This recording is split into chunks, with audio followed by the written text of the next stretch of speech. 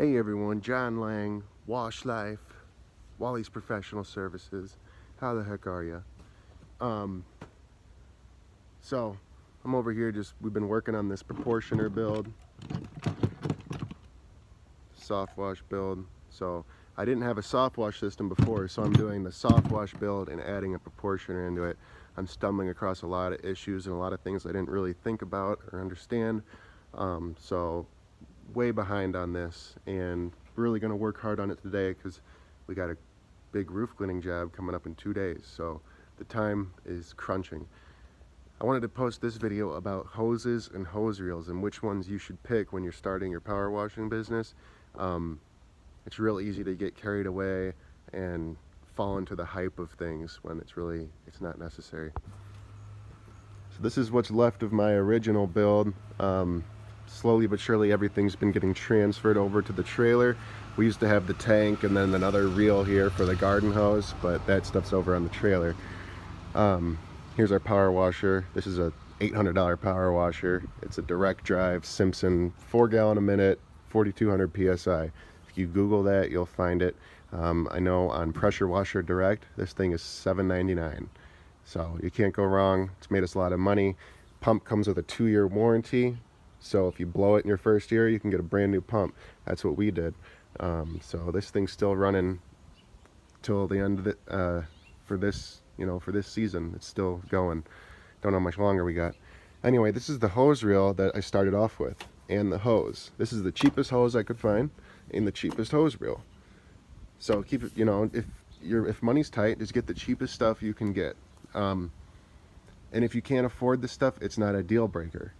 You got to get the power washer first, and then maybe do a job or two, and then okay, now I can add a hose reel and a hose, and that's going to cut your efficiency down.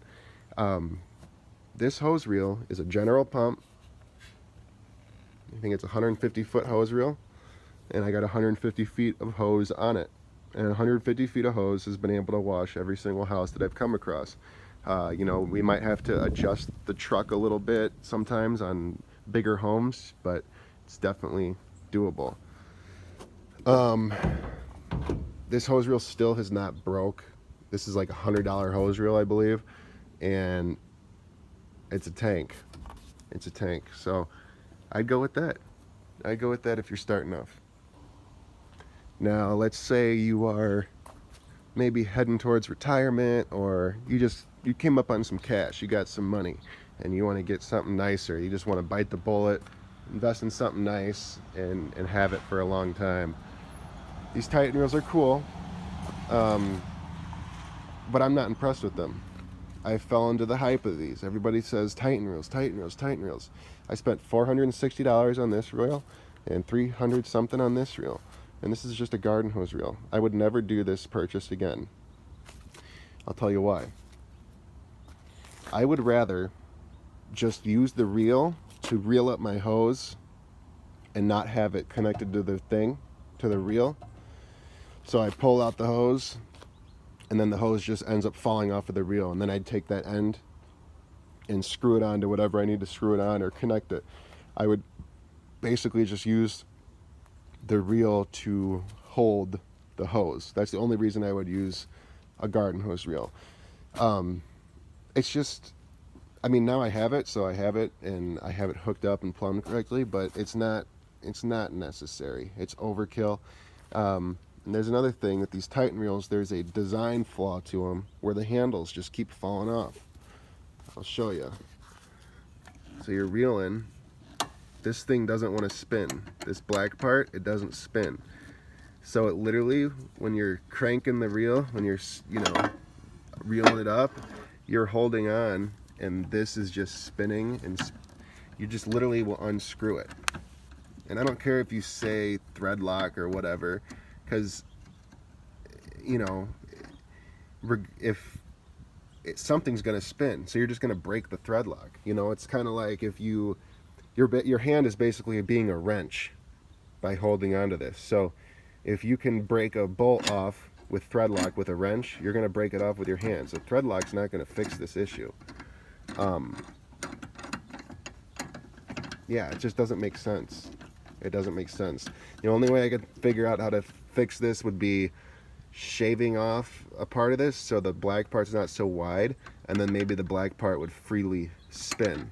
Let me see if I can try to show you on this one real quick.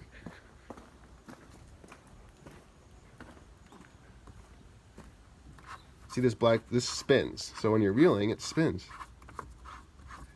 You know, they should take some notes from this little $100 reel and put it into these big expensive reels. So, not impressed with these, but let's look at the positives. So it's a full frame design, so I can purchase a stack kit. I can stack these reels and save tons of space. Like, imagine if this reel was stacked right here. I'd have this whole corner. That's what I want to do eventually, and put the other power washer right here. I'm going to do that once I get a 5.5 gallon per minute pump on that power washer. And then here's our cheapest route you can go. This I found on the side of the road. Just a crappy garden hose reel. The reason why these are not ideal is because it's homeowner grade. So you see how thin this is? If you were to hook it up, see how thin that is? Sorry. So it's not, you're not going to get adequate flow. Look how thick this is. Tons of water can flow through here.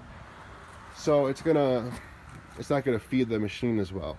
You know, if you were to have like a, so what I would usually use this reel for is I rarely had it hooked up. I mean, it works, but it doesn't fill your buffer tank or feed your machine as much as you want. You want your machine to receive as much water as possible from the home.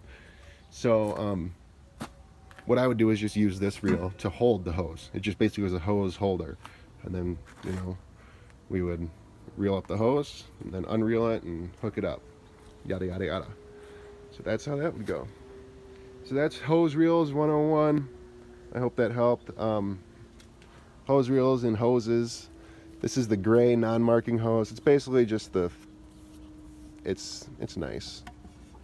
It's a nice texture. It bends better. That other stuff is plastic and kind of kinks if you let it. But hey, this is the original hose. We still have not busted it, cracked it, nothing. People have drove over it. It's been kinked up. So don't poo-poo on the cheap stuff. You know, if you're trying to save some money and you're just starting off, go with the cheap stuff. It's gonna make you some money. You're gonna learn. This is the stuff you want to learn on. You don't want to buy a bunch of nice stuff and learn on the nice stuff and make your mistakes on the nice stuff. You dig? All right, guys. I'm gonna get over to building this thing. I hope that helped.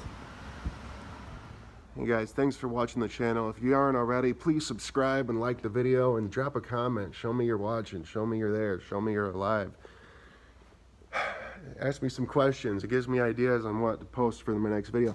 Listen, I wanted to throw in here, please get some yard signs, guys, for you, for yourself.